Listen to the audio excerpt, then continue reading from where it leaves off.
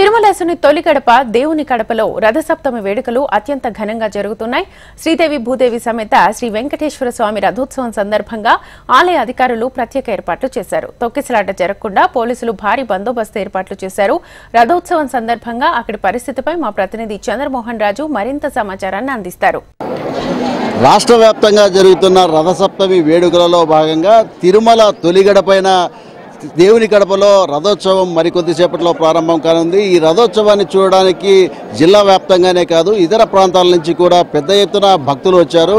ఉదయం నుంచే కూడా రథాన్ని ఇక్కడ ఆలయం ముందర అలంకరింపజేశారు. అలాగే అక్కడ ఉత్సవమూర్తులను ఏర్పాటు చేసి ఈ దేవుని గడపలో ఈ ఉత్సవమూర్తులను రథంలో ఊరేగిస్తారు.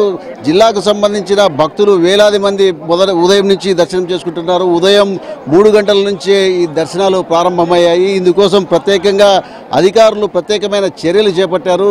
తొక్కిసలాట జరగకుండా ప్రత్యేకమైన బందోబస్తు ఏర్పాటు చేశారు. ఇటు ఉత్తరం వైపున ఒక క్యూ లైన్ను, అలాగే దక్షిణం వైపున మరో క్యూ లైన్ను ఏర్పాటు చేశారు. భక్తులకు ఎలాంటి అసౌకర్యాలు లేకుండా తాగునీరు అలాగే ప్రసాదాలను కూడా అందిస్తున్నారు. తిరుమల తిరుపతి దేవస్థానం ఆధ్వర్యంలో నిర్వహించే ఈ రథోత్సవ కార్యక్రమాన్ని ఆగమ శాస్త్రం ప్రకారం పండితులు ప్రత్యేకమైన ఏర్పాట్లతో అలాగే శాస్త్రానుగుణంగా ఇక్కడ దర్శనాలు ఏర్పాటు చేయడంతో పాటు ప్రసాదాల పంపిణీ అలాగే దర్శనానికి వెళ్ళే భక్తులకు క్యూ లైన్లను ఏర్పాటు చేశారు.